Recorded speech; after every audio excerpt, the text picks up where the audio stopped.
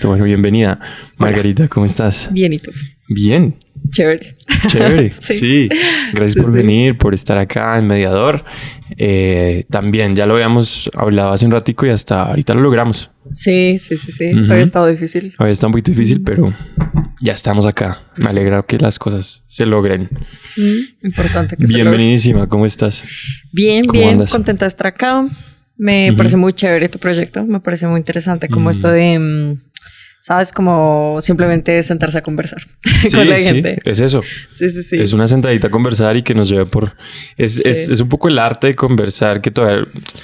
O sea, no quisiera llamarlo el arte. Como, o sea, no estoy diciendo que aquí estemos haciendo arte, pero sí me parece que conversar es un arte. Entonces es como que es una exploración, un poco laboratorio, este ejercicio del podcast de ver cómo es eso de conversar. Y en verdad yo creo que uno gana un montón de habilidades, también de lectura, desde la observación del otro, cuando, ¿sabes? Como las pausas o las intenciones de la gente al hablar.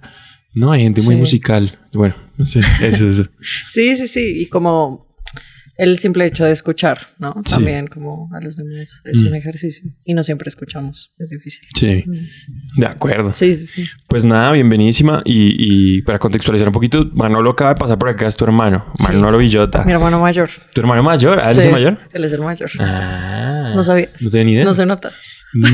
Yo juro que están muy cerca. No sé si es mucha la diferencia. Bueno, no. A ver, adivina. ¿Cuánto es la diferencia? Yo juro que son 2 años. Son 7 años. No.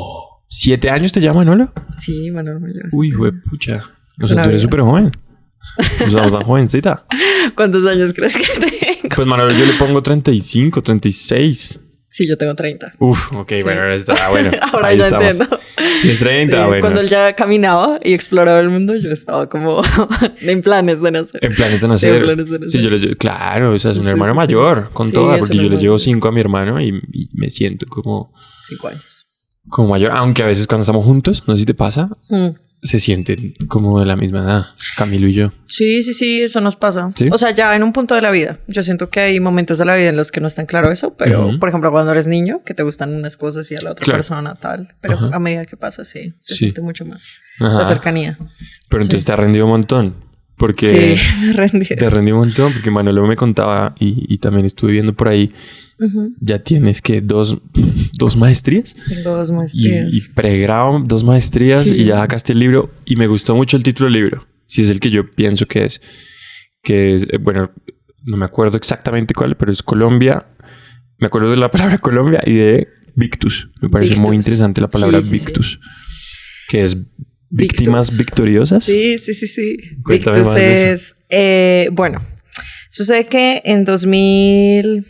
Eso cuando fue como 2016 más o menos, yo estaba como muy metida en los temas de paz, porque estábamos como en el tema del acuerdo de paz, etcétera. Y bueno, como tú y todo el mundo sabe, en ese entonces, pues había una discusión muy fuerte en el país sobre si se aceptaba o no. Y luego se hizo este plebiscito en el que resultó que era un no, etcétera. Y ese día yo me acuerdo que yo estaba en el apartamento y estaba como viendo en tiempo real, yo creo que igual que la mayoría de la gente de este país, como va a salir que sí, es la guerrilla más antigua de Latinoamérica, vamos a conseguir la paz, o sea, vamos a tratar de negociar por otras formas que no sean como las típicas de la violencia. Y resulta que gana un no, ¿no? Por un porcentaje muy chiquito. Y yo me acuerdo que vi la pantalla del televisor, yo estaba sentada. Me acuerdo que estaba como tomando algo incluso y como que lo dejé y sentí como, yo creo que fue la primera tusa de mi vida. O sea, como que fue durísimo como pensar que vivía en un país que no quería la paz, ¿no? Y eso Así fue se lo que leyó, se quedó. así se leyó eso, ¿no? Era Así como... se leyó. Y yo salí del apartamento como muy confundida, o sea, como si de verdad acabara de terminar la relación más importante que había tenido. Salí y yo me acuerdo que estaba caminando como por la calle 13 con 39, que vivía más o menos por ahí, y veía a la gente como tranquila, ¿sabes? Como caminando, como todo seguía normal. ¿Sí? Y yo pensaba, marica, como todo puede seguir normal, o sea, acabamos de perder la oportunidad más grande que ha tenido este país en los últimos años. Y bueno, eso fue muy loco porque justo en esa época yo hacía parte como de colectivos de paz en la universidad. Bueno, yo estudié en el Rosario. Y una de mis amigas era de ciencia política y ella me escribió como, pues, o sea, como un poco a consolarnos porque sabíamos que todos estábamos haciendo mucho activismo alrededor de la paz. Y me invitó a una reunión esa semana como a ver, bueno, qué viene ahora, ¿no? Y me acuerdo que yo terminé, bueno, en la Javeriana, en una reunión como en un salón que no conocía, con 20 estudiantes más, que estaban planeando una marcha, que fue la Marcha del Silencio, en octubre de ese año.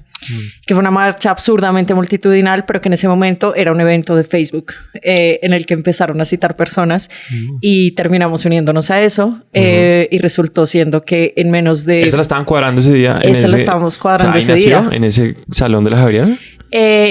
Un chico ya había mandado el evento y empezó a convocarnos y terminamos siendo 20 personas. Y el evento ya estaba creado, pero no tenía tanta difusión, digamos.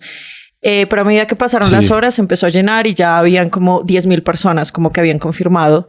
Y pues este chico y bueno, como que el grupo de estas personas fue como no, necesitamos como más manos para trabajarle a esta marcha. Entonces terminamos como organizando la marcha entre todos y fue como el inicio de un activismo muy grande que me hizo llegar posteriormente a Victus, que Victus es... un proyecto, un grupo teatral creado por Alejandra Borrero, que es de hecho es una directora de teatro y una actriz muy como conocida en este país. Casa E, ¿no? Casa E, Casa Ensamble, ahí en el Parkway, de hecho, sí. Y ella, antes de que se diera esto, como que un año antes más o menos, ella estaba... Como que la historia de esta obra es que ella estaba reunida como con un agente del ejército. ¿Es una obra? ¿Estamos hablando de una obra? Sí, es una obra de teatro, pero nace porque un agente del ejército la cita a ella como para que haga, ¿sabes? Como un teatro enfocado en la reparación. Sí.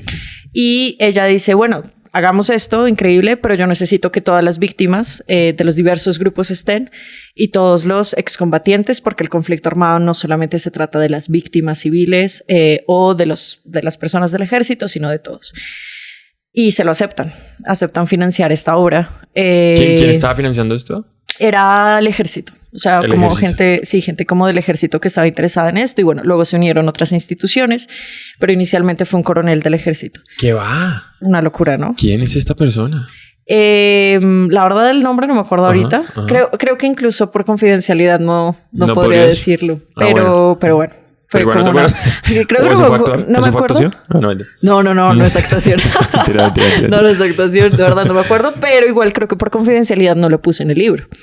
Entonces es muy chévere porque en todo este escenario de activismo por la paz, de desconcierto, empiezan a surgir muchas cosas. Entre ellas empieza a cobrar mucha más visibilidad Victus. Y lo lindo de Victus es que ella empieza a reunir junto con su equipo de Casa Ensamble y a través de la ARN, de la unidad de víctimas, a convocar personas que han vivido de cerca y han sido víctimas, ¿no?, del conflicto. Los empieza a convocar para hacer un tipo de teatro que es el teatro testimonial, ¿no? O sea, entonces las personas sabían que el objetivo era generar un proceso colectivo de memoria y de reparación, pero que incluyera las memorias de estas personas como base. Y que aumentara como el contacto entre estas personas que usualmente no tienen contacto, ¿no? Porque ahora, bueno, hay un montón de gente que tiene contacto, ¿no? Hay excombatientes, mercados por la paz, como un montón de emprendimientos, como cosas muy lindas, pero en 2015 esto no pasaba. Y así nace Victus. Entonces yo me entero de esto porque pues por estos grupos de paz termino como en una clase de una profesora que hablaba de estos temas.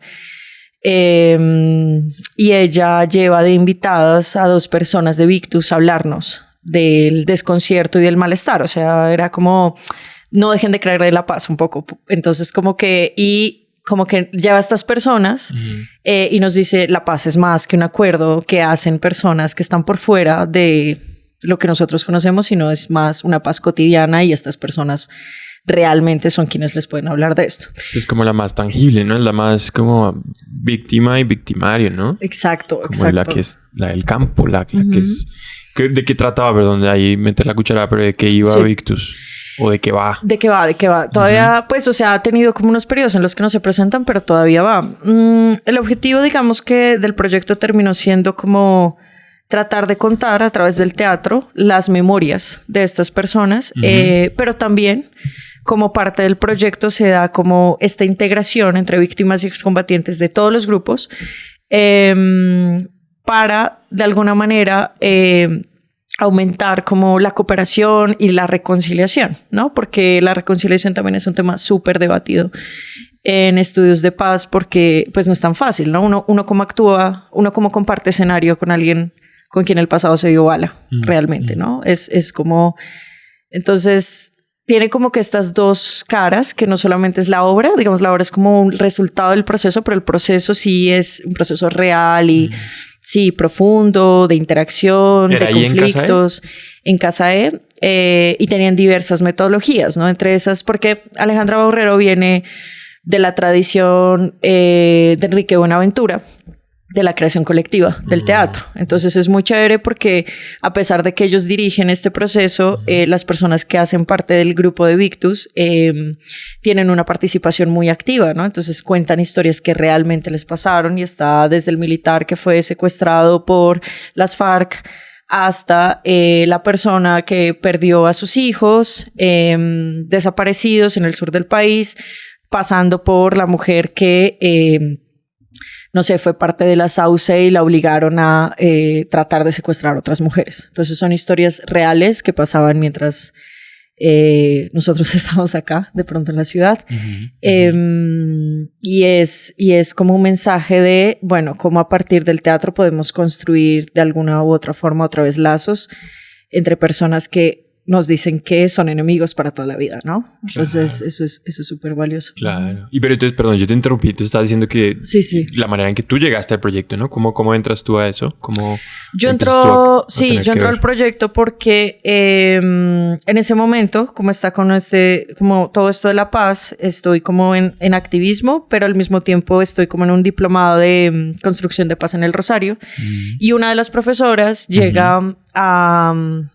Justo teníamos, me acuerdo del nombre de la profesora, que es Gisela de Andrés, que es una psicóloga muy, o sea, como que siempre ha estado como en el tema de la paz y bueno. ¿Cómo se llama? Isabela. Gisela de Andrés. Y ella, justo tuvimos una clase, ponle el miércoles, no sé. Ajá. Y ellas y todos súper esperanzados, va a salir que sí el plebiscito, sí, ánimo, tal. Y llegamos a la otra semana y pues es como nada, en la clase oraba, todos nos mirábamos, era un silencio permanente y ella como que esperando eso lleva a estas dos personas que son nuestros actores naturales, se les dice pues a las personas que interpretan estos personajes de la vida real a través de su propia memoria. Lleva a estos actores naturales y nosotros teníamos a dos personas, un exmilitar, víctima, y una persona que había pertenecido a las AUC. Y para mí fue súper revelador porque, bueno, pues yo nací en Pasto, como tú sabes. Y una de las primeras razones por las que yo estudié psicología fue porque yo a los 18, 19 años conocí a una víctima del conflicto. Ah, bueno, si te quieres llamar de una, sí, perdón. Ahí va. Conozco a los 18, 19 años a una víctima de conflicto en Pasto y en Pasto como que hablábamos tal y ella me cuenta que su pueblo fue destruido por completo por las AUC, ¿no? Entonces como que las AUC tuvo muchas masacres, ¿no? En el sur del país, bueno, en diferentes territorios, pero en el sur del país fue uno de los lugares más afectados. Entonces, en mi cabeza, en mi imaginario, yo tenía la idea de las AUC son el peor grupo armado que pudo tener Colombia. Y ese día en clase se para frente a mí una mujer de las AUC que nos dice a toda la clase: mientras ustedes juzgan con una mano, con un dedo, hay otros 3 dedos que los están apuntando a ustedes, ¿no? Y nos contó su historia y nos contó cómo venía del conflicto, cómo había sido hija de una familia con mucha violencia intrafamiliar, con mucha pobreza y cómo encontró en la SAUCE una forma de salir cuando era niña de su casa porque no podía estar en su casa, era demasiado difícil para ella y había pues demasiadas necesidades y fue su escape. Y entonces como que fue la primera vez en la que yo me pregunté, bueno, si yo hubiera tenido esa vida, ¿no habría escogido algo similar? Y ahí dije, tengo que escribir sobre esta obra, o sea, tiene que ser como algo que haga en mi vida porque otras personas tienen que conocer que es posible la reconciliación. Ese fue como...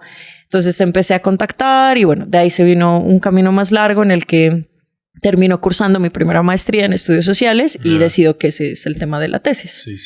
Pero fue muy difícil. Al principio fue muy difícil. ¿Desde qué punto? ¿Desde qué punto fue difícil?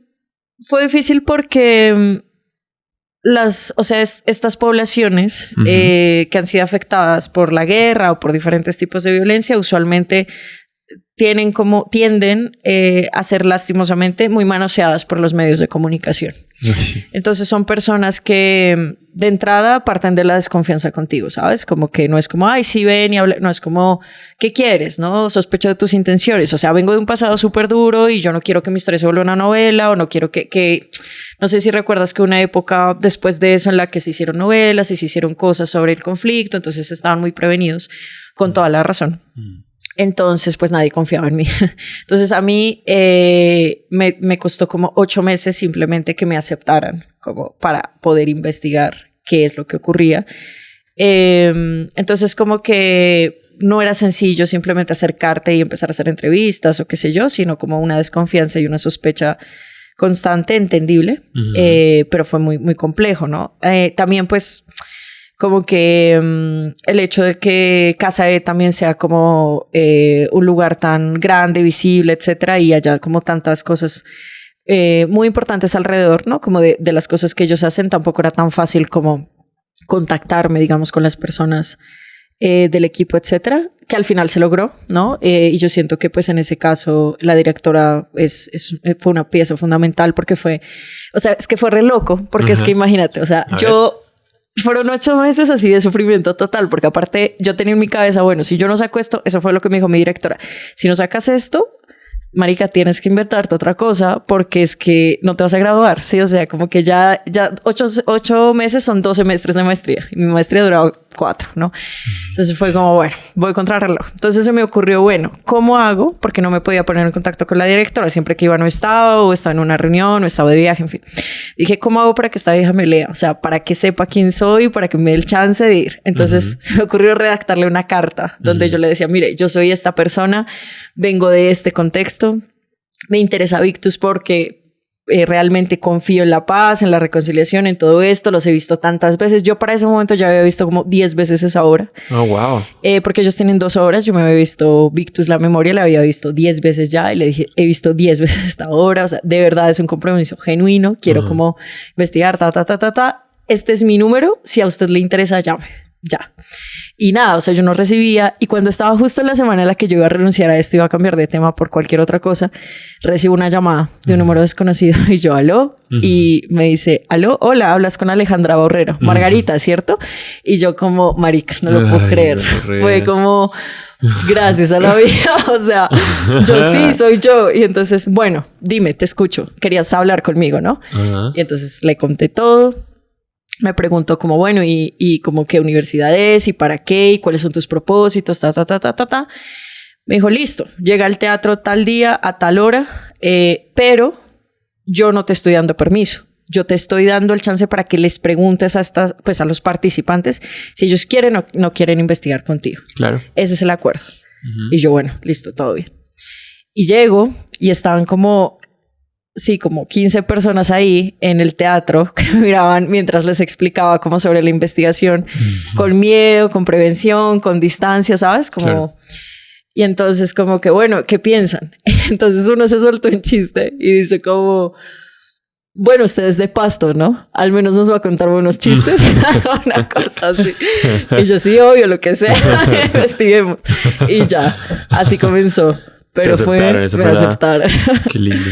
Sí. ¿Y ahí qué pasó? ¿Empezó el proceso de investigación? Empezó el proceso de investigación que duró 2 años. Y en ese proceso de investigación yo me di cuenta que... pues había muchas, o sea, hay algo de lo que no se habla en investigación y es, o ese se ha pensado, que es como que la investigación es algo súper objetivo, ¿sabes? Como que Tú vas y llegas y ahí está lo que tienes que investigar y todo lo que dices como que y usas gente para sostener tus ideas que he escrito antes, etc. Sí. Pero muy pocas veces realmente tú vas a un sitio y piensas como, bueno, ¿esto cómo me afecta a mí, no? Que son nuevos, o sea, de hecho ya se lo están preguntando más y creo que mis profesores de la universidad me ayudaron mucho a preguntarme eso. Y no fue solamente como un proceso de, bueno, vas y le preguntas a gente y ya, sino como, bueno, ¿por qué estás escribiendo desde este lugar o desde este lugar o desde este lugar? Y con estos lugares me quiero referir a que la investigación no es objetiva, ¿no? Sino que yo también, al ser una persona que estaba muy a favor del acuerdo de paz, muy a favor de reconstruir el tejido social, bueno, todas estas cosas, yo también tenía muchas ideas de lo que era la paz y ideas que no siempre estaban ajustadas a lo que pasaba. Entonces, en el proceso de investigación me di cuenta, pues, que esta gente son personas que han vivido el conflicto, pero son personas normales, que se agarran, que están de mal genio, ¿sí? Que muchas veces no están de acuerdo, que pueden llevársela bien, pero que el conflicto está permanentemente en sus vidas, igual que en la de todos, y que aunque nos han contado que a Colombia le ha afectado por allá el conflicto, pues realmente sí nos ha afectado a nosotros también y todos compartimos más de lo que creemos. Entonces, fueron 2 años de notar eso, de cuestionar eso, de escuchar relatos devastadores, cosas que nadie debería vivir. Sí, como de entender como que mientras nosotros estábamos como teniendo vidas muy diferentes y viendo esto como realmente solamente por televisión, pues había personas que a los 12 años estaban disparando un fusil. Entonces fue encontrar como otro país, pero también en ese encuentro ver cómo a través de cada entrevista, cada grupo focal, cada archivo, porque me tocó también leer un montón de publicaciones de noticias que se tenían sobre Victus, pues encontré no solamente otra nueva, increíble lectura de Colombia o algo así, sino también una lectura que me permitió entender que la violencia nos ha afectado a todos, ¿no? Y que hay dinámicas que aunque creamos lejanas, no son tan lejanas. Y sí, en eso consistió como la investigación. ¿Y siempre fue como un propósito que fuera libro? ¿O llegó después como...? No. O sea, mi propósito era investigar en ese momento era investigación y era la tesis, ¿de acuerdo? Y era la tesis. Pero en el Rosario hay una cosa muy chévere. Y es que cuando tú... O sea, mi tesis fue laureada. Y ellos tienen algo en el reglamento y es que si tu tesis es laureada, puedes como postular tu libro a una posible publicación después de pasar por un proceso de pares evaluadores. Eso fue lo que pasó. Entonces, como que los pares evaluadores decidieron que sí se puede publicar con algunas modificaciones, con agregar cosas y así terminó como libro. O sea, fue como consecuencia de una tesis laureada. Sí. Ay, qué hermoso. O sea, realmente tú estabas enfocada en la investigación y esto tuvo estas extensiones de formato como el del libro. Sí. O sea, eso ha sido más como regalos y demás de la vida un poco. ¿Cómo lo sientes ahorita? Yo creo. Salió hace poco, ¿no? Sí, salió el 29 de abril. Se estrenó en la Feria del Libro. Yo creo que sí. Felicitaciones. Gracias, qué chimba, sí. ¿Cómo te fue? ¿Cómo salió? Fue muy lindo. De hecho, compartí con otras 2 personas, 2 autoras más que estaban como... como discutiendo sobre sus libros y pues el moderador fue uno de los profesores que conocí también, que luego, bueno, también hemos trabajado en cosas, entonces fue muy chévere, fue muy lindo y dentro de los asistentes, yo invité obviamente a las personas de Victus, algunos pudieron ir, otros no, pero entonces había una persona que fue como muy importante también para el proceso, una de las personas con las que había trabajado, que es Claudia Girón, que es una de las integrantes de Victus. Y fue muy bonito porque yo siento que con ellos, más allá del proceso de investigación, se tejió una amistad real, que es algo muy lindo de la investigación, que no solamente es como pensar que son personas con las que tú no tienes que tener contacto, como romper esta idea de neutralidad, claro. Y que me parece un poco frívola, ¿no? Como de ir a extraer algo y ya. Entonces fue muy lindo.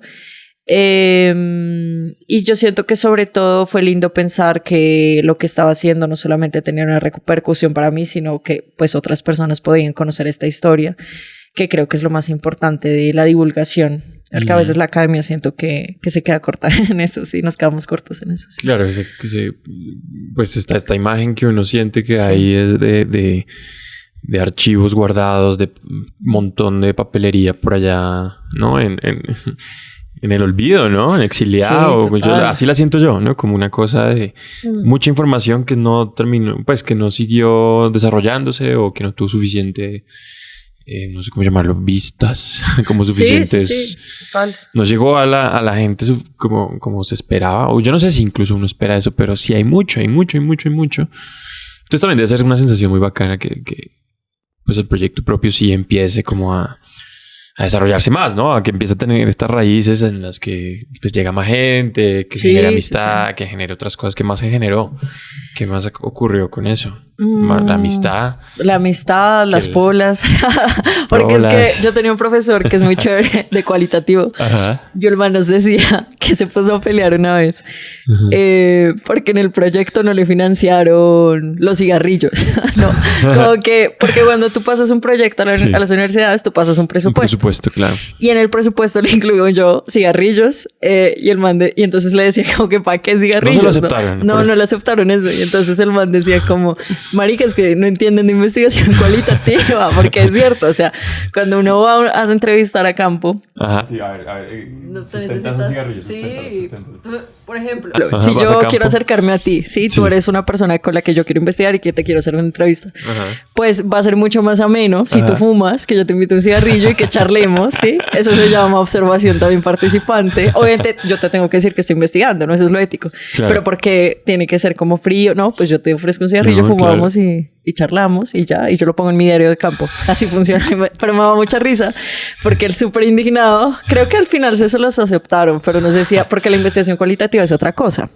Ajá. Que el mundo privilegia mucho los números y las estadísticas y está bien, es otra forma de investigar, pero pues las historias, las percepciones, las emociones, eso no está ahí. Entonces creo que me formó mucho como hacer investigación pues de una forma como mucho más seria sin dejar de ser cálida, pero sí creo que me comprometió como profundamente como con este sentido de querer que si las cosas, sabes, como que si las cosas igual, si hay cosas horribles que pasan, ¿por qué no tratar de contribuir con que las cosas sean menos horribles desde donde estés? O sea, creo que ese es uno de los mensajes que me dejó como ser parte de esa investigación, porque escuchar a las personas y no solamente escucharlas desde el lugar de, sabes, como pobrecito que te pase esto, que igual es un lugar en el que a veces empatizamos, pero termina a veces volviéndose un lugar como de, no sé, condescendencia y ya, sin reflexión, sino que lo que me dejaron es como, a pesar de esto, yo estoy tratando de hacer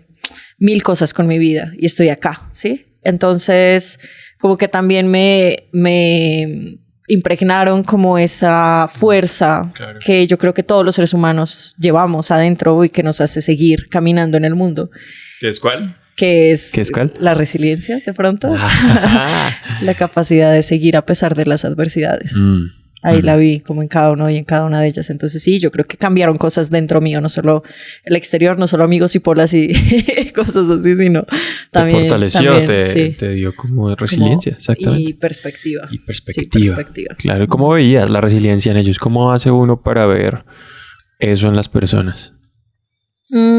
Pues yo creo que, por ejemplo, una de las personas que hace parte del grupo es una persona súper joven, que yo conocí cuando él tenía como unos 17 años o algo así. Ahorita debe tener como 23 o 24 años más o menos.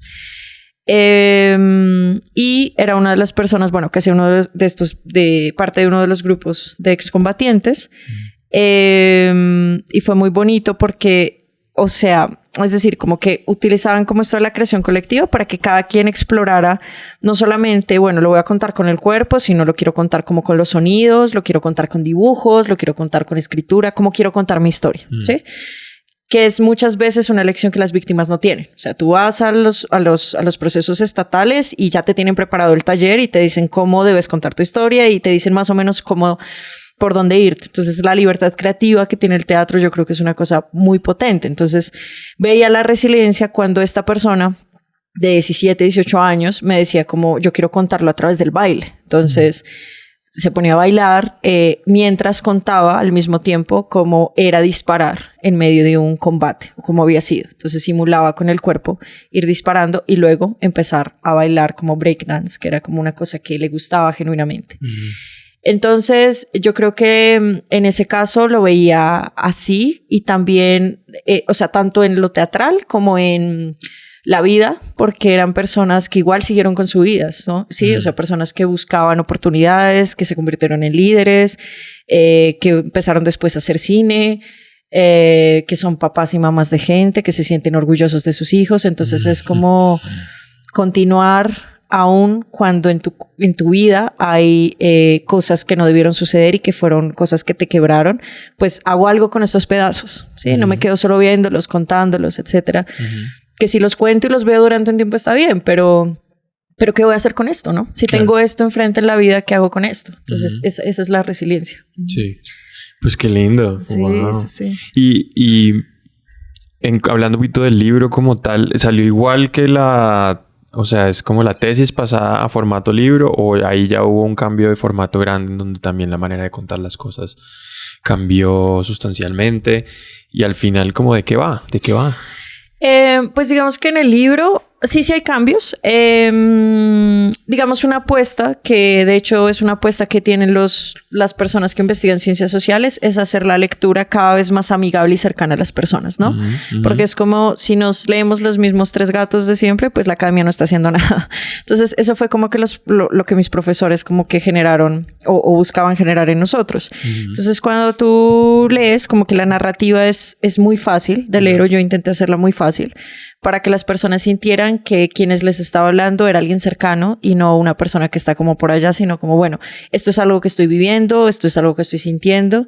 Y ahí no solamente cuento todo el proceso de creación de la obra, y las entrevistas que tuvimos alrededor de, bueno, qué es memoria, qué es reconciliación, qué ha sido para usted compartir con alguien de su bando opuesto, ¿sí? Que salieron historias muy, muy, muy locas, o sea, como irreales, como es este país, ¿no?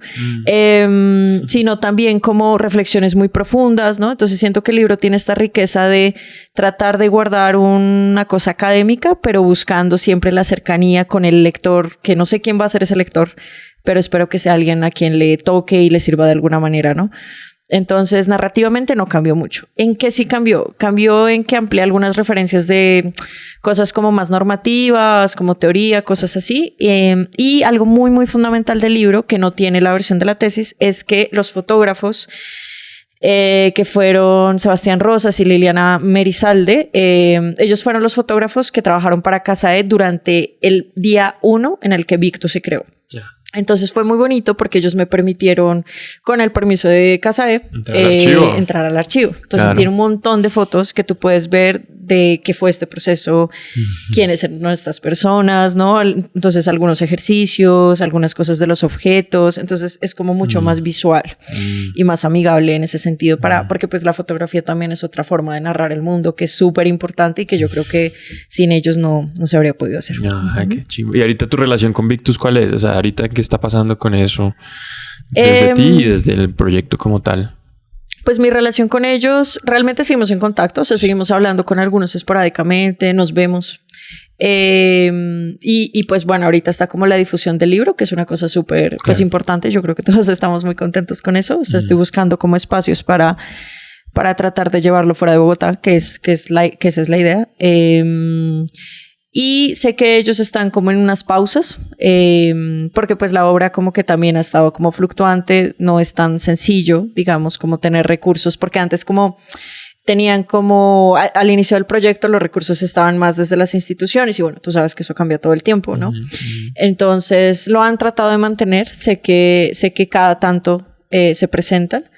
Entonces nada, si pueden ir, por favor, vayan, porque es una obra que merece un montón de apoyo por todo lo que tiene detrás. Qué hermoso, es un proyecto muy bonito. Suena como a que lleva muchos años y que va a durar muchos años, porque hay mucha verdad ahí, ¿no? Y ahí no solo lo que se cuenta, sino lo que uno puede observar, me imagino. Yo sí la he escuchado, yo creo que no la he visto, porque la tendría acá, pero sí la he escuchado mucho. ¿El término Victus es inventado por ellos o el término ya existía? No, es un término como que busca recoger esta expresión que hablamos al inicio, víctimas victoriosas. Víctimas victoriosas. Un poco por tratar de cambiar la narrativa de una víctima siempre es alguien que sufre, ¿no? Y es etiquetada y que ya, o sea, tú te quedas, un poco la reflexión detrás de eso es, tú sufriste algo y ya eres víctima, y eres víctima para toda la vida. Y eres víctima porque alguien más decidió que fueras víctima. Entonces, un poco es cómo yo empiezo a contar mi historia desde un lugar en el que no sea igual victimizante, sino que al contrario, se siente victorioso. Exacto, sí, se siente victorioso porque va más allá del dolor y va más allá del sufrimiento y quiere resignificar el pasado. Exacto. Sí, totalmente de acuerdo, pero exacto, se lo inventaron, o sea, ¿sale de ellos o esto es como sale, si tú buscas en la RAE, Victus es víctima victoriosa? Ya, sale de ahí, ya. No, pues me parece muy, muy bonito. Sí, es muy poderoso, es muy poderoso. Victus. La U, ¿por qué será la U? Victus. Bueno, me quedo ahí pensando. Pero a esto, ¿cómo lo atraviesa el humor? El humor. Eso está muy bueno. ¿Sabes? Porque sí hablo hablo un poquito del humor, pero hablo del humor. Pero ¿por qué la pregunta? Porque creo que lo trabajas mucho, ¿no? Ah, ok. Sí, por otros lados. Por otros lados. Pero tú lo relacionaste por otro lado, entonces cuenta cuál fue el que tú relacionaste. Bueno, es muy loco porque el humor pasa muy desapercibido siempre, ¿no? O sea, como que uno se ríe y es como, qué chévere. O alguien es gracioso y es como, del putas es gracioso, pero ya, o sea, como que no existe como esta reflexión sobre el humor.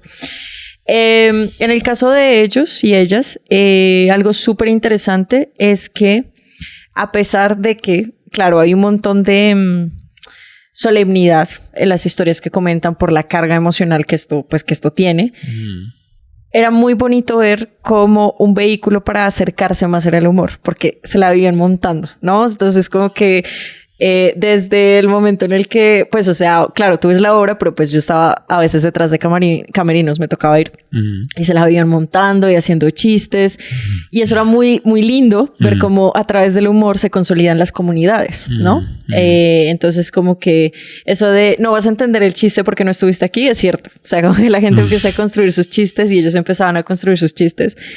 Y uno ahí decía esto es cierto, o sea, de verdad son amigos, ¿no? Como que el humor es una forma de transitar a veces la incomodidad y sobre todo de construir amistad. Y yo pues lo escribo así, pese a que no fue uno de los centros de exploración como centrales, digamos, del libro, sí era una práctica o algo que se daba comúnmente, como entre ellos. Y pues hasta me la montaban a mí por lo de Pasto, por ser pastusa, porque ya sabes, la fama de los chistes de Pasto. Pero es re loco, ¿no? Porque yo jamás pensé que algo así me hiciera generarles más confianza, pero sí. Claro, sí. Claro, encuentran ahí la puerta de entrada. La puerta de entrada. Así es, te salió bien el acento pastuso. Bueno. Bien ahí, vas practicando. Yo estaba haciendo uno mexicano, pero bueno, eso sí. No, mentira. Se parecen. Sí, se parecen resto. A mí todo el tiempo me dicen los taxistas, sí, como igual a mí se me ha vuelto como un poco, o sea, como que he copiado cosas rolas sin no sé, tantos años acá, ¿no? Pero pues sí, a mí se me salen cosas pues de mi acento, de quién soy y es muy chistoso porque los taxistas me dicen, ¿usted es de Ecuador? Y yo sí, soy de Ecuador, México, pero nadie me dice que soy de Pasto, nadie, o sea, es como... Me encanta como esta imagen de los taxistas siendo como lo que nos atraviesa a todos como roles. Sí. Como todos tienen una historia con el taxista. Un taxista que me contó sobre... O el taxista que me robó. Como que pasa mucho en los taxis. Pero sí. El tema del humor me parece muy importante. También me acordaste de una cosa que viví hace poquito, hace un mes. Sí. Con... esta agrupación que se llama Mapa Teatro. Ellos hicieron una versión de La Vorágine. ¿Los has escuchado? Mapa Teatro, sí, los conozco. Estuve trabajando con ellos y tienen una versión que se llama La Vorágine Más Allá, que trabaja un poco la visión desde la comunidad Nucac de cómo, digamos, cómo resignificar y cómo es recontada esta historia de La Vorágine desde su propia lengua. Y dentro del montaje como tal, yo no sé si a ellos les guste llamarlo obra, pero dentro de ese montaje, ellos ellos invitan a unos participantes de la comunidad Nucac en los que duraron haciendo una investigación durante un año. Mapa va allá a territorio Nucac para contarles un poco de qué va La Vorágine, que ellos les vuelvan a contar desde su propio lenguaje que entendieron de La Vorágine y luego los traen acá para que hagan parte de la obra. Y pasaba también mucho eso. pasaba mucho que su cotidiano, porque estos eran, digamos, son 6 miembros. Iban para arriba y para abajo, para todo lado durante todo el día, pues porque es la única, digamos, forma de mantenerlos aquí en Bogotá. No es como que pueda cada uno irse para algún lado, claro. Sino que, ok, estamos acá todos en grupo y bueno, si hay que hacer alguna actividad, van todos y vamos Pero también lo veía mucho en el camerino. Y era como, digamos, yo estaba haciendo producción de campo. Entonces yo pues sí arreglaba todo el tema de la escenografía y de que todo estuviera listo con la gente del teatro mismo. Esto fue en la sala Fanny Mickey del Delia. Entonces pues con el equipo del Delia, pero al tiempo también iba con el equipo de Mapa, siendo parte de Mapa, a ver cómo estaba todo sucediendo para que todo ocurriera en el tiempo indicado. Y cuando llegaba el camerino los Nucac estaban cagados de la risa. Cagados de la risa siempre. Sí. Y entonces pues me daba mucha curiosidad como que tanta vaina y están molestándose unos con otros por huevonadas, ¿no? Es como que comió mucho, que el otro está muy pedorriento, que lo que les pasó en la mañana, pero todo desde la risa. O sea, como que uno genuinamente me acuerdo de ellos y me acuerdo de ellos riendo. Era como su estado continuo. Además de Alex, que Alex era como otro miembro del Mapa, que era como el que estaba encargado completamente de Alexander Rodríguez, creo que es el apellido. Bacán, el man era el que estaba sobre todo como encargado de estar con ellos y lo empezaron a meter a la comunidad también o a su cotidiano desde las risas también, y él también empezó a hacer risas. Él es de Boyacá, entonces también tenía esta cosa como del acento y de molestar. Pero sí empiezo entonces a ver eso, como el humor está atravesando todas nuestras relaciones, o no sé si todas, yo creería que sí, pero sí, yo también, yo también creería que todas están atravesadas por el humor. Sí. Y empieza a ser muy claro para mí cómo es ese cambio, como una risa ya es como, ok, ya estás un paso más cerca de estar relacionado conmigo. Y pienso en mi novia y es como todo como tiempo tras tiempo, como acción tras acción nos lleva a risas y a entendimientos porque nos encontramos mucho ahí, ¿no? En el reír, en el humor, es que es un lenguaje. Bueno, tú eres profe de esto. Hablemos de eso. Porque yo quiero saber cómo enseñas esto. Bueno, yo ahorita no soy profe de esto, pero fui 5 años profe de esto. Ah, bueno, o sea, 5 años son 5 años. 5 años son 5 años. 5 años son 5 años. Sí. No, igual para el anterior año. O sea, tampoco llevo mucho sin dar clase. Pues, o sea, sí, estoy súper de acuerdo con las cosas que mencionas. De hecho, estaba pensando cómo realmente el humor sí atraviesa nuestra vida en general y muy pocas veces, o sea, es muy loco todos los roles que cumple el humor, o sea, todas las cosas que nos permite hacer y nos hace, o sea, incluso, por ejemplo, cuando tú estás incómodo, ¿sí? Muchas veces es más fácil hacer algo jocoso que hacer una confrontación, ¿no? Porque pues una confrontación puede llevarte de frente a un conflicto innecesario con alguien y es como, uy, no, de pronto fuiste muy lejos o fuiste muy directo, ¿sí? Especialmente cuando estás conociendo a la gente. Pero el humor es como, no, bueno, hacen un chiste y la gente dice, bueno, llegaste tarde y ya entiendes como que no debes hacerlo, ¿no? O esto que me dicen como de o para evitar confrontaciones se dice, o para también esta puerta de entrada que tú dices de la aproximación, ¿no? Entonces para sentirte más cerca del otro y decirle, oye, mira, puedes seguir entrando, ¿no? Podemos seguir siendo amigos, por ejemplo. Que es lo que a mí me pasó con esta historia que te contaba, que ya me ha pasado muchas veces. Entonces, no solamente es eso, como un medio, a veces es una puerta de contacto, a veces es también la posibilidad de reírnos del poder, ¿no? Porque también está el humor político, ¿no? Entonces los caricaturistas, los periodistas que se ríen del poder y que te dicen, no, pues, o sea, las cosas no deberían ser así. Y la gente lo entiende y conecta. Entonces es impresionante todas las cosas que tiene el humor detrás, pero nosotros solamente nos reímos y ya, ¿no? Entonces esta vez es lindo. No siento que deberíamos volverlos ya un ejercicio de pensar y pensar y pensar. Pero sí al menos valorarlo más en nuestra vida porque siento que no lo hacemos. Y algo que me pasaba mucho en clase, recordando mis clases, es que cuando yo dictaba, la cátedra se llamaba Cátedra del Humor, ¿no? En el Rosario era. Y era muy chistoso porque claro, la gente, o sea, no te estoy hablando, el 95%, o bueno, en un momento el 95% de mis estudiantes era, esta es la clase en la que me van a enseñar a contar chistes. O sea, esta es la clase en la que me voy a volver comediante. Y ¿sí? La dicta una pastusa. Y lo dicta, aparte lo dicta una pastusa, o sea, tiene todo, ¿no? Exacto, chistes pastusos, ¿no? Cualquier tipo de chistes. Increíbles. Entonces, claro, yo llegaba el primer día, entre otras cosas que les decía, era como, bueno, acá no van a ser comediantes. O sea, la clase no es hora de hacer comedia. Y yo miraba la expresión de los chicos sentados en el público y era como... era como así, o sea, esto es publicidad, o sea, una vez me dijeron que era publicidad falsa y yo no, o sea, ustedes no leen la descripción del curso. El curso estaba enfocado en entender el humor desde algo que se llama la psicología del humor, que es básicamente como a través de... Sí, no solamente crear humor, sino que nosotros también somos capaces de apreciarlo y entender, bueno, ¿por qué yo soy chistoso a veces o soy chistosa a veces, no?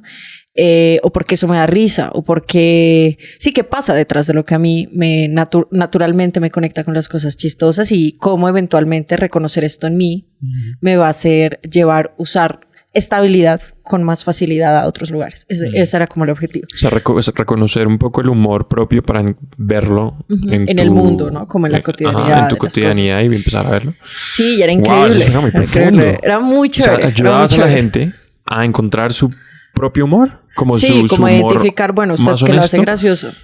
Que lo hace gracioso. ¿Y era muy chévere. ¿Cómo haces eso? Sí, ¿cómo hace uno eso? Bueno, síganme en mi canal. No, eso, sí.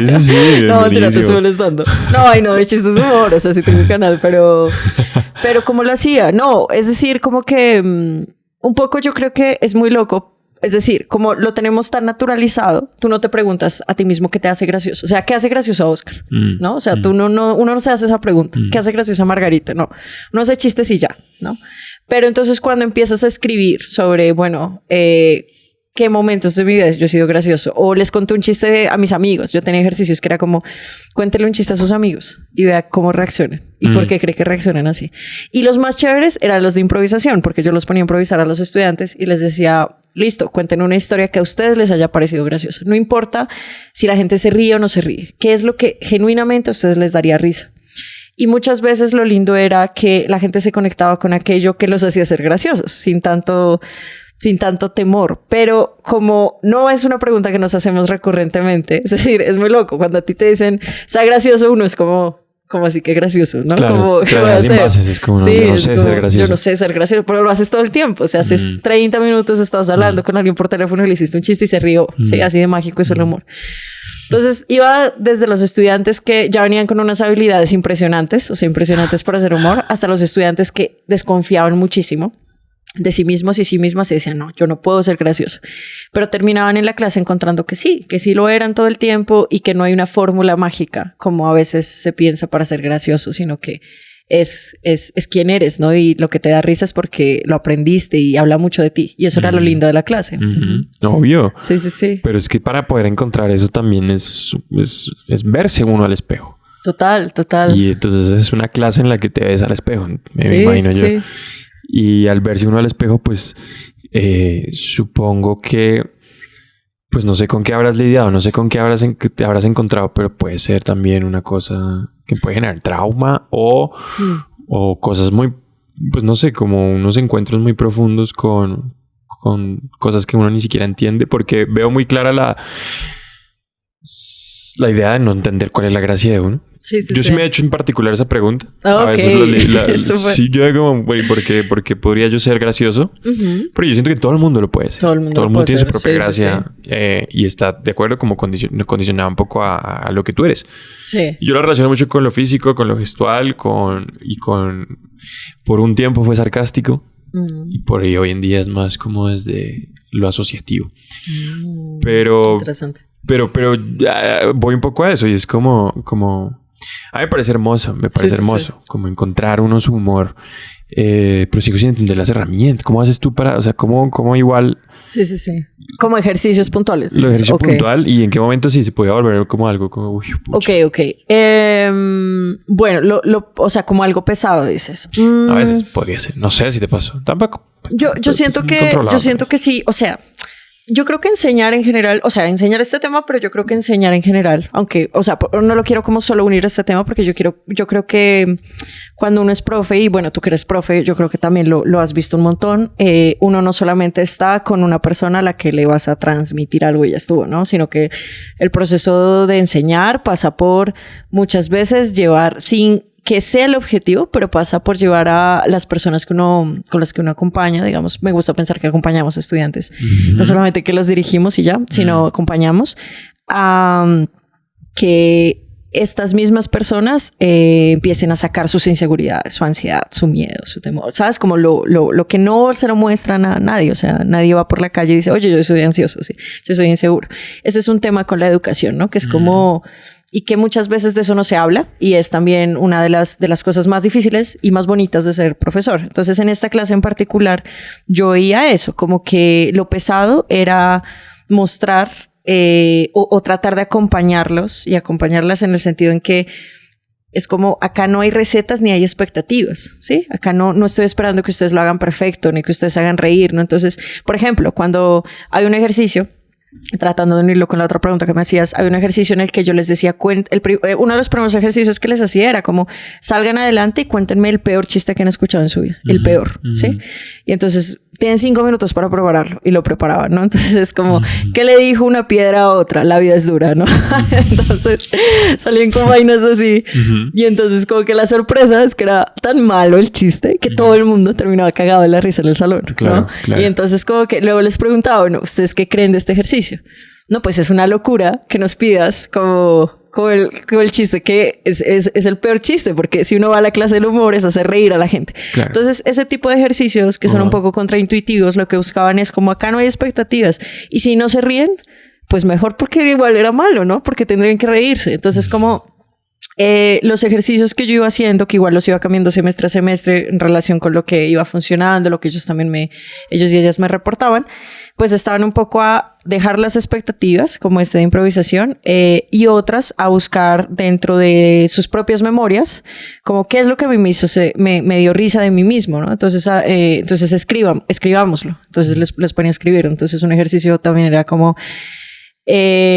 bueno, en el pasado, cuéntame una vez en la que hayas quedado mal, ¿no? Entonces yo les contaba mis propias anécdotas como esto que me pasó a mí, entonces tal. Entonces me acuerdo que un chico decía como, en el pasado le tenía miedo a las vacas, pero ahora soy muy fuerte, ya no se lo tengo. Sí, como cosas, no como los dolores profundos, sino como estas cosas que uno dice, marica, yo cómo pude ser así en el pasado, ¿sí? Porque eso que nos da vergüenza también es parte de nuestra historia, claro. ¿Sí? Y a veces lo omitimos, lo ignoramos, no queremos compartirlo porque nos da miedo hacerlo. Es la más difícil de compartir. Es lo más difícil de compartir, pero cuando entras en el mundo del humor es como, pues lo que te da vergüenza es el material para esta clase. Es el material para encontrar cómo puedes distanciarte y cómo te puedes reír de ti mismo, que también es una habilidad muy bonita. Y que la evidencia muestra que ayuda mucho a la salud mental de la gente. O sea, esto también tiene... Sí, aparte de risas hay evidencia. Hay evidencia, hay investigación, claro. Sí, no solo de risas. Bueno, ¿tú creas esa cátedra o esa cátedra ya la venía dando a alguien y la tomas tú? No, yo la creé porque eso también tiene una historia, la cátedra del humor. Wow. Me encanta el nombre. ¿Sí quieres revisar? Sí. ¿Ahí estamos? Sí, estamos. Ahí estamos. La cátedra del humor. Ajá. Entonces, sí, yo la creo porque en el pregrado yo estaba buscando semilleros. Yo tenía que por ahí 18, no me acuerdo, 18 años. Y estaba como, sí, y estaba buscando semilleros porque me gustaba esto de la investigación. Y entre los semilleros disponibles hay un semillero que se llamaba Psicología del Humor. Y yo me meto y éramos 2 gatos. Era Manuel, me acuerdo que se llamaba el otro chico que ya pues no hablábamos, un compañero, y yo. Y este semillero era de Gustavo Lara, que era un profesor del Rosario, y de Mónica Rojas. Y ellos 2 hacían el semillero y básicamente nos contaban como, bueno, la psicología del humor es esto y la gente se ría por esto. Y ya me pareció, me explotó la cabeza. Y dije, en algún momento yo quiero enseñar esto. O sea, quiero que la gente entienda esto, Entonces, propuse la electiva, me la aprobaron en la universidad y me la aprobó aparte hay una dependencia de la universidad que se llama Decanatura de Estudiantes, que está muy enfocada en el bienestar, ¿sí?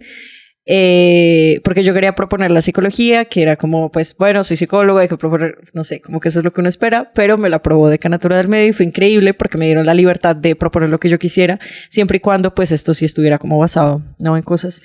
Y yo me acuerdo mucho que cuando hice la propuesta, uno de mis amigos más cercanos me dijo, yo no creo que te la aprueben, marica. O sea, ¿quién quiere ver una clase sobre el humor? O sea, es que esto, ¿sabes? Como necesito como, no sé, algo más serio, ¿no? Como, no sé, como estudios sociales de la ciencia, alguna vaina así.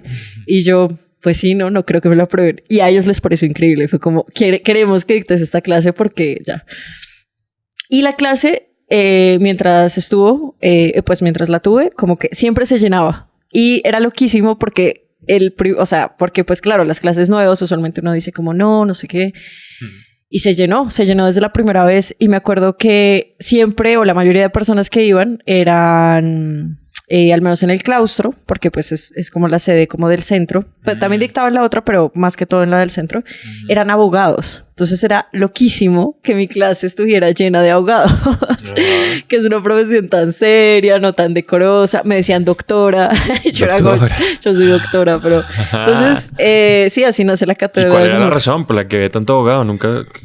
Sí, yo les pregunté, me dijeron que derecho era muy aburrido, básicamente. Las veces que les pregunté, yo les dije, pues están en el lugar correcto, porque este lugar, claro, igual era divertido, ¿no? Trataba de ser divertido, pues trataba de que fuera divertido para ellos y ellas. Entonces veíamos series, discutíamos capítulos, escribíamos, pero la parte más increíble era escuchar las historias y las historias de todos ellos y que se escucharan y se dieran cuenta que vivían cosas muy similares, ¿no? Que si nos reímos es porque aún sin saberlo hacemos parte de una comunidad del humor, ¿sí? O sea, esos chistes que a mí se me ocurren mientras voy en Transmilenio lleno son los mismos que la otra persona en el extremo de la ciudad está. Entonces no importa la clase tanto, no importa la religión tanto, no importan un montón de cosas que nos separan, el humor nos une. Y es una cosa fascinante. Es un lenguaje. Sí, total. Es un lenguaje, lo hablábamos con Javi. Y era como... Hay una cosa de entenderse con el otro desde ahí, que es muy potente. Y es tremenda barrera porque incluso esa puede reducir... Bueno, no sé si reducirse a la palabra, pero como... achicar la cantidad de personas que caen dentro de una como comunidad.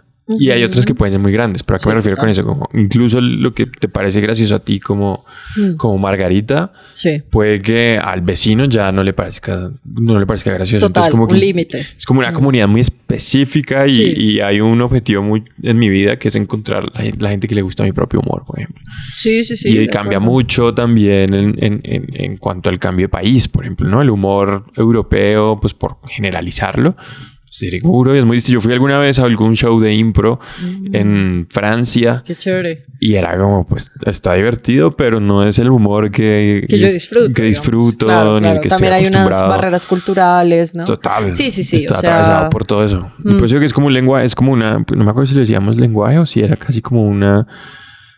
¿Cómo es que uno puede reducir lenguajes? Está el lenguaje y luego está una...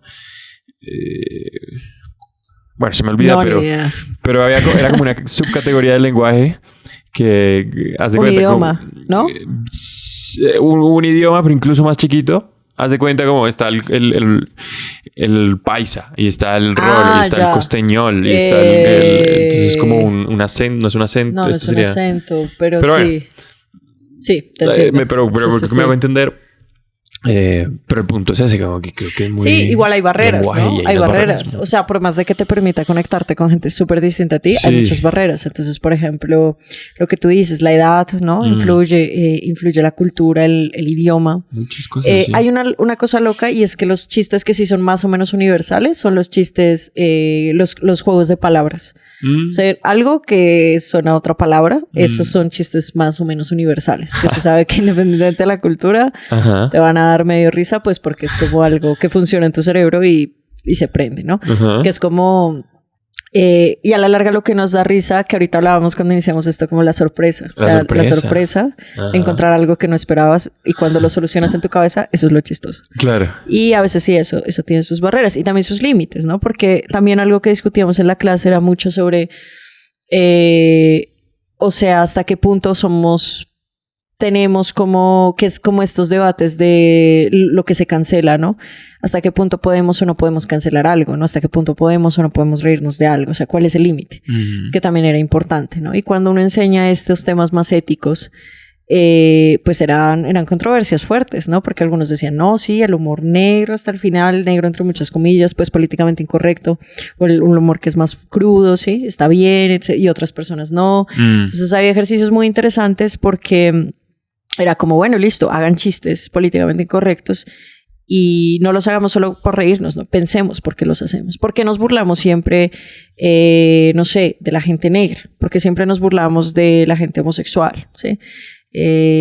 O porque nos burlamos siempre de las personas que hacen parte de ciertos grupos. Entonces es como que estas discusiones que tampoco damos, ¿sí? Porque también eso es algo muy interesante del humor, y es que el humor, le llaman a esto como la doble cara del humor, digamos. Ajá. Puede ser muy divertido, pero también puede ser muy hiriente, ¿no? Entonces, ¿qué pasa con el lado hiriente? ¿O qué pasa con los... Por ejemplo, hay estudios muy interesantes de parejas de violencia de género, en los que se sabe que una forma de violencia son los chistes con doble sentido para lastimar al otro. O sea, yo quiero decirte que estoy enojado, pero como no soy capaz de decirte, te hago un chiste. Como no soy capaz de decirte que no me gustó que hicieras esto, entonces te digo, eres como tu mamá, o eres como, ¿sí? Entonces se generan como... Y esta es esta doble faceta del humor que también es muy compleja. ¿Por qué llamamos a eso humor? Porque se supone, ¿no? Que son... Digamos que es una producción social. O sea, el humor, digamos, como que en su definición desde esta parte es como la capacidad de crear y apreciar humor, o apreciar cosas graciosas, que en apariencia son graciosas, y que para cierta gente tenga sentido, ¿no? Es decir, necesito un contexto, necesito de la gente, de la cultura que me dice que esto es chistoso, que lo valide. Pero también necesito ser capaz de crear algo que para los demás sea gracioso, ¿no? Y que sea leído. O sea, es un tema más social. Entonces, realmente lo que se llama humor no se puede como dejar a criterio de unos pocos, sino que debe haber mucha gente que piense que el humor políticamente incorrecto está bien, por ejemplo, porque es una comunidad, ¿no? Y eso es lo difícil, ¿no? Porque pues las cosas, lo que tú dices ahorita, lo que me da risa a mí, puede que para ti sea ofensivo, ¿no? Entonces, ¿cuáles son los límites? Y en esa discusión, que yo creo que es una discusión abierta, no creo que sea una discusión sencilla, hay un autor que a mí me gusta mucho, que es Daniel Samper, padre, y él también es uno de los clásicos del periodismo, del humor, ¿no? Y él tiene un discurso que dio en la Universidad Central hace unos años, y él decía que en relación con el caso de Charlie Hebdo, de pues los periodistas asesinados, etcétera, etcétera, era como, claro, o sea, un poco la idea era como hasta qué punto, ¿no? También llegar a cancelar todo puede terminar en cosas tan violentas como estas. O sea, hasta qué punto un chiste merece que alguien muera, ¿no? Entonces la discusión va en otro sentido también. Entonces, yo creo que es una discusión abierta, pero también creo que es una discusión importante, y no creo que sea una discusión que se solucione solamente con sacar comediantes de sitios en los que no queremos que sean escuchados, porque pues también es como muchas veces esta cultura también de simplemente cancelar y cancelar y cancelar, pues puede generar más fracturas, ¿no? Está bien rechazar, está bien el conflicto, pero como que algo que transmitía mucho en la clase es cómo creamos el criterio que nosotros nos lleva a rechazar, también desde más una ética quizás del cuidado del otro, ¿no? Que es importante, ¿sí? Y eso era, esas discusiones eran muy lindas. Yo no creo que igual la universidad a uno le tenga que decir qué pensar, ¿sí?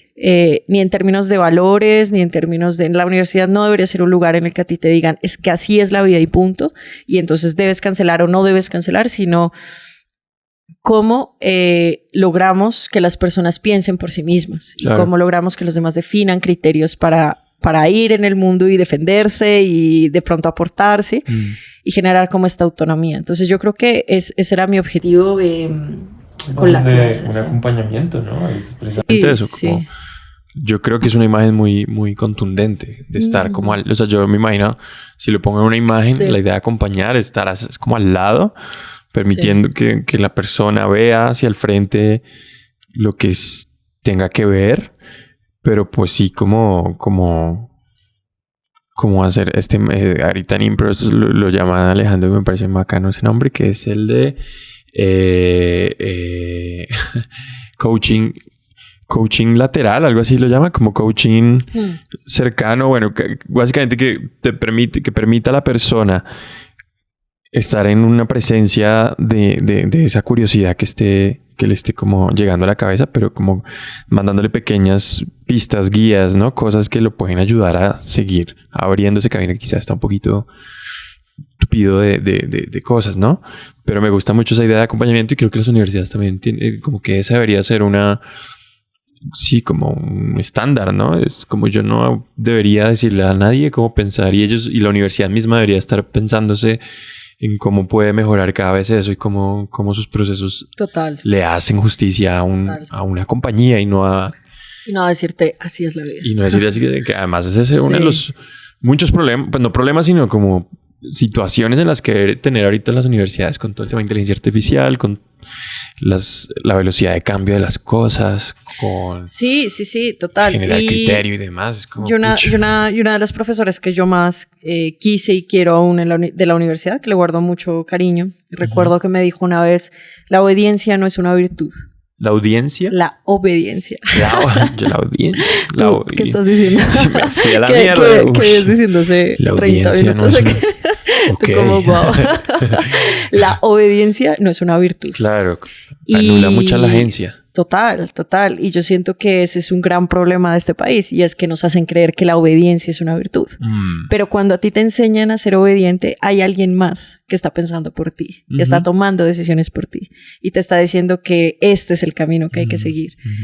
Aparte de que ese es un problema grandísimo sobre la agencia de la gente y su capacidad de decisión, es un problema gravísimo para la democracia, porque le estás enseñando a un montón de gente que alguien más va a tener razón en muchas cosas que diga.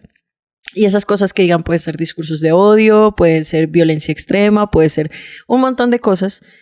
Entonces, ¿qué le estás dando a esta persona para que realmente esté preparada para llevarle a veces la contraria al poder, cuando ese poder es un poder déspota, ¿no? Entonces, eso es algo que también trabajábamos en esta clase, y era como, bueno, si a ustedes llegan, o sea, yo les decía siempre, ustedes seguramente en algún momento van a dirigir equipos, ustedes van a ser, también tuve médicos, bueno, tuve de todas las profesiones, pero les decía, de acuerdo con su profesión, de pronto van a ser congresistas, van a estar en ministerios, o simplemente van a dirigir un emprendimiento, lo que sea, pero van a tener gente a su cargo, ¿sí? O van a ser profesores. Y es importante que no solamente sepan que van a tener poder, sino cómo van a usar de forma responsable ese poder, porque eso que hacemos hoy tiene un impacto real sobre los demás, incluso si es un chiste, ¿sí? Y también eso era lindo, porque en el mundo del humor, en el mundo de todo está permitido, porque a veces el humor se convierte en eso, todo es permitido. No nos damos cuenta cuánto daño y cómo estamos usando el poder. Entonces, traer esos debates, yo creo que sí permitía como al menos preguntarnos sobre esa posible responsabilidad que tenemos a futuro como con otras personas, ¿no? Como ser parte de una sociedad en la que el otro vale algo, porque yo creo que eso se pierde por cosas así, porque lo importante es obedecer, no a quién le estés obedeciendo, no por qué estés obedeciendo, no qué impacto va a tener sobre esa orden que te están dando, sino lo importante es obedecer. Uf. Sí. Es muy complicado. Es complejo, sí. es complejo. Porque además verlo es difícil cuando uno está bajo esa influencia del obedecer.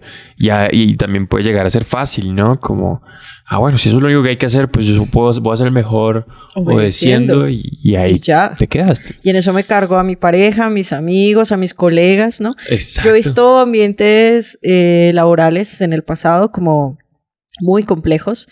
Menos mal no me ha tocado tantos. Realmente he tenido mucha suerte como con los ambientes laborales en los que he estado, pero he visto muchos ambientes en los que sí, el otro no significa nada, ¿no? Y como que yo puedo hacer y decir, y mientras yo cumpla, me hago de vista ciega y ya estuvo.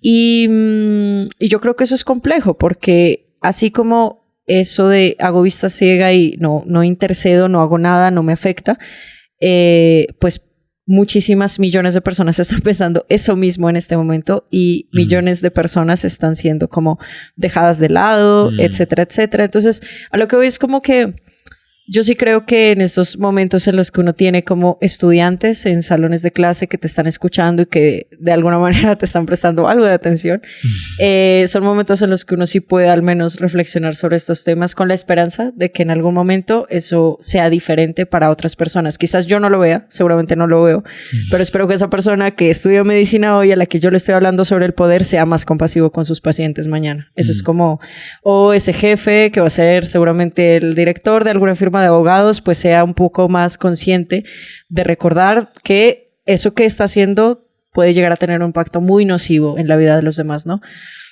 Porque sí, o sea, yo creo que nosotros en Colombia tenemos un problema muy grave de obediencia y de un autoritarismo absurdo. O sea, todo el mundo nos regaña todo rato. O sea, es como, ¿por qué no te estás comportando como yo espero que lo hagas? Ya deberías saberlo. Claro. Y muy pocas veces nos detenemos a pensar, bueno, ¿cómo yo llegué a saber esto? ¿No? O sea, es que, claro, tú crees que ya deberías saberlo porque tú ya lo sabes, pero cuando uno se pregunta cuánto le demoró a uno llegar hasta donde está, pues uno dice, no es tan fácil saberlo. No. No es tan fácil saberlo. Es todo un recorrido, es todo un recorrido. Sí, es todo un recorrido. Bueno, y por eso estamos ahí, como en esa compañía de, pues, aportar desde donde podemos y permitir que pues, empiece al menos ese recorrido. Siento yo.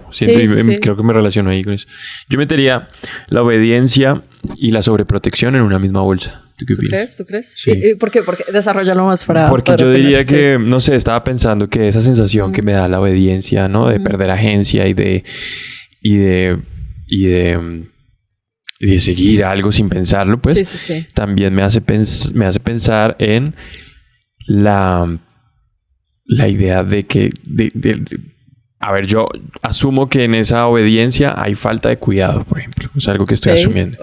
Y cuando hay exceso de cuidado, me lleva al otro lado que casi que genera lo mismo. Entonces siento que son ambas muy cercanas en ese sentido, en la ausencia de cuidado y en el exceso de cuidado.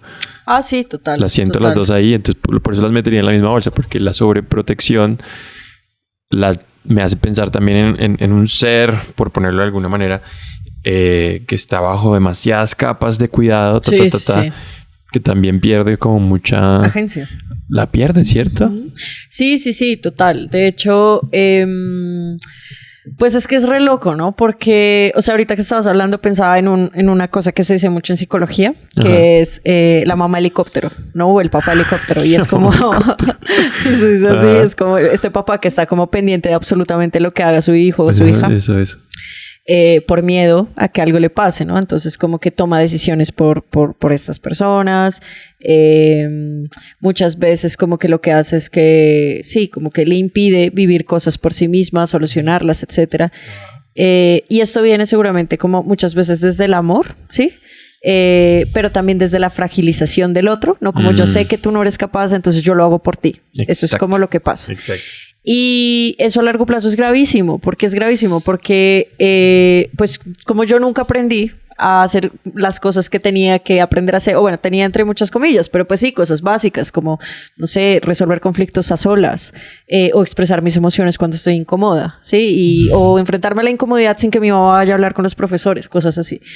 Como yo nunca aprendí a lidiar con la incomodidad, pues yo me enfrento a la vida donde ya no estoy en el colegio, donde ya no está mi mamá, y todo me parece insatisfactorio. Exacto. Y nada me llena. Y entonces tengo un empleo, pero es un empleo horrible. Pero entonces tengo una relación y, pero esto que hace esta persona me incomoda, ¿sí? No me gusta. Pero tampoco soy capaz de decirle lo que me incomoda porque alguien lo hacía por mí, ¿sí? Y entonces todo explota. Y así sucesivamente, ¿no? Sí, exactamente eso. Y es muy loco porque entonces terminamos en algún punto de la vida siendo responsable a todo el mundo, ¿no? No, es que esa persona no es suficiente, es que ese trabajo no es tan chévere, es que es que no me gusta esto, pero realmente esa insatisfacción proviene de cosas con las que yo llevo quizás años cargando y no le he prestado atención, ¿no?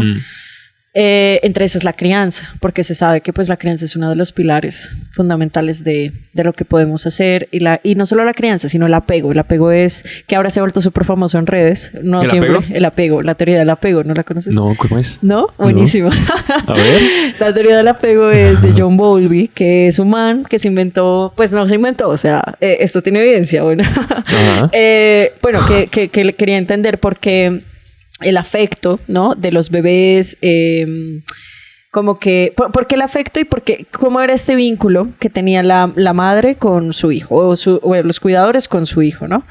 Entonces se dio cuenta que hay formas en las que nosotros aprendemos a relacionarnos afectivamente con otros desde que somos niños. Entonces, por ejemplo, si a mí me dice mi mamá que cuando yo lloro, está bien llorar porque eso se llama tristeza, pues entonces yo voy a aprender, bueno, está bien llorar porque eso se llama tristeza. Pero cada vez que yo intento llorar y le comunico una necesidad a mi mamá, me dice, ahorita no, estoy ocupada y no llore, que eso no es nada, pues yo entiendo que en el mundo comunicar mis necesidades no es tan importante y que llorar no vale la pena. Y así voy a seguir como progresivamente entendiendo eso hasta que en un punto yo digo como, juepucha, no soy autosuficiente y no quiero comunicarle mis necesidades a nadie. Eso se llama apego evitativo. Bueno, sí. Ya he escuchado el apego evitativo y el apego ansioso. El apego ansioso, que es más el relacionado con lo que tú dices, que es esta persona que le hacen todo y es como todo el tiempo le están sobreprotegiendo y están dando. Entonces tiene que sobreesforzarse un poco para de pronto tener muy como estos ambientes desorganizados y caóticos, pero donde quizás hay muchísima tensión exacerbada puesta en alguien y esto genera también mucha ansiedad porque pues alguien está resolviendo, etcétera. Entonces son personas que necesitan constantemente un refuerzo de esos otros y esta sensación de sentirse validados constantemente por su pareja y por los demás. Y cuando eso no pasa, pasan por una sensación de rechazo, ¿sí? Que es muy difícil, ¿no? O sea, el apego ansioso es una cosa muy profunda, muy difícil, igual que el evitativo, porque son patrones que se han construido, dice pues John Bowlby, durante muchos años, y le dan origen a algo que se llama modelo interno de trabajo, que en español, eso es en psicología en español, es sí, como mis cables de cómo yo ordeno el mundo afectivo, sí, que es lo valioso para mí, cómo siento que es el rechazo, cómo siento que es la aprobación, cómo me aproximo a los demás, o sea, es re importante porque está en todo. Claro. Sí, el apego evitativo, el ansioso. Hay uno que es desorganizado, bueno, en fin, sí, hay un montón. Son varios. Son bueno, varios, no son sé varios. Tantos, pero sí, pero esos son como los más. Y el apego seguro, que es como el que todo el mundo desea, que es el que tiene la menor parte de la población. Y es como cuando tus cuidadores sí fueron consistentes. Entonces, llorar está bien, pero en estos casos no tienes que llorar por todo, pero en estos casos te acompaño. Es como este apego que organiza el mundo de los niños y que hace que uno cuando ya es adulto diga, bueno, pues llorar está bien, no pasa nada. Y tenemos un conflicto de pareja, pero lo solucionamos. Ya hablemos de lo que necesitamos, ¿sí? Que es como ciertas personas que la logran en la vida. Sí, está genial. Y yo creo que todo esto está atravesado precisamente por el cuidado. No sé si estás de acuerdo con eso, pero yo creo que sí. Como tanto la obediencia como la sobreprotección, ambas siento que están, o por lo menos como una herramienta, un arma muy interesante. Es que me gusta pensar en armas, pero como un poder muy grande que tenemos, o que puede lograr hackear esta idea de que siento que estoy obedeciendo, o el obedecer mismo puede ser el cuidado, ¿no? Que tanto estoy cuidando con lo que hago. Sí. Y total. Ahí ya puede haber mucha diferencia en el actuar. Sí, yo creo que... ¿Qué más atraviesa eso? Yo creo que eso que dices del cuidado, o sea, yo siento que somos una sociedad que ha sido tan golpeada en tantos niveles y de tantas formas, porque todos lo hemos sido, o sea, quien no haya llegado, o sea, todos cargamos con cosas, eso es una cosa. La normalidad es un invento de los estadísticos porque la normalidad no existe, ¿sí? Nadie es normal, todos cargamos con heridas, con cosas. O sea, todos estamos haciendo lo que mejor podemos hacer en todos los momentos de la vida. Pero hemos enfrentado muchas cosas y a veces casi que por la misma sociedad en la que vivimos ni siquiera tenemos tiempo de pensar cómo esas cosas nos han dolido. O sea, uno no piensa en a veces la tristeza que le causan ciertas cosas, ¿no? O sea, como que uno quiere pasar rápido la tristeza. Qué mamera estar triste, la ira, qué mamera tener rabia. Que eso hace que cada vez cuidemos menos de nosotros, menos de lo que sentimos, que le demos un lugar quizás innecesario y hasta incómodo hasta nuestras propias emociones cuando nos dan información todo el tiempo de lo que es valioso. Y como no somos capaces o no creemos ser capaces porque tampoco nos lo enseñaron de cuidar de nosotros mismos, pues es difícil pedir que exista cuidado a veces en los otros. Entonces a veces porque estamos de mal genio o no sé, pasamos días sin dormir y estamos irritables y lanzamos algo que puede ser difícil y que ni siquiera sabemos el impacto que pueda tener, ¿no? En los demás. Todo el tiempo. Entonces siento que es una sociedad en la que sí, de acuerdo, estamos atravesados por el cuidado, Y que en la medida en la que cuidamos más de nosotros mismos, es decir, comamos mejor, o sea, sabes, desde lo más básico, comer mejor, dormir mejor, darnos agüita, darnos cariño, hablarnos bonito, todo eso cuenta, somos capaces de entrar al terreno de podemos cuidar de alguien más, ¿sí? Y eso es una diferenciación compleja, porque a veces pues nos damos un montón de palo, ¿no? O sea, todo nos damos un montón de palo y nos han enseñado a darnos palo y nos han dicho que no llorar está bien y que trabajar hasta las 3 de la mañana está bien porque estamos siendo productivos y que nada es suficiente y más. Entonces somos una sociedad en la que pues en la que estamos todo el tiempo como cruzando esas líneas de hacernos daño. O sea, yo siento que nadie nos habla tan mal a nosotros mismos como nosotros, ¿no? O sea, uno no le diría a un amigo de uno las cosas que uno se dice a uno mismo todo el tiempo. Pero para uno es normal, ¿no? Hablarse así. Entonces sí, yo siento que es como un poco de todo ahí envuelto. Total. Sí. Que ahí donde entra la compasión. Sí, la compasión, gran tema. Es un gran tema. Hay grandes temas acá. Sí. También me gustaría hablar mucho del teatro, ¿no? Y de cómo lo encontraste. Pero te lo propongo para una segunda parte, si te parece. Sí. Porque creo que está bien, creo que está lindo. Logramos el propósito. Y que logramos un capítulo muy bonito. Entonces, pues nada. Gracias. Si quieres, vamos a muy ti. Lindo, muy lindo. No, a ti. A ti, Margarita, por creer y por venir y por charlar. Me parece que hay cosas muy interesantes que estás trabajando. Si quieres, cerremos con eso. ¿Ahorita en qué está? ¿Ahorita qué está pasando contigo? Conmigo. Sí. Pues estoy en un proyecto que me emociona mucho. Eso. Que sí. Me emociona mucho. Qué chiva. Que es pues mi terapia privada. Entonces estoy como que igual había venido un poco detenido, bueno, por otras cosas. Entonces eso está muy lindo. Estoy como volviendo a ¿Cómo hacer... recibiendo pacientes? Recibiendo pacientes, sí. Haciendo terapia clínica. También estoy escribiendo un blog, entonces eso me gusta, como de salud mental, como tratar de hablar de salud mental desde evidencia, pero desde un lugar un poco más cercano. En el tiempo. En el tiempo. Se llama La Salud Mental no es carreta. Qué entonces, chimba. ¿para qué lo busqué? Me gusta mucho, sí lo vi por ahí. Y nada, viviendo la vida. Sí, dictando clase, bueno, también, pero viviendo la vida y tratando de ser cada vez más consciente del presente. Yo creo que eso es importante. Uf. Sí. Uf. Sí. Amén. Amén psicológico. Amén psicológico. Epa. Sí, pues gracias. Ahí estaremos charlando.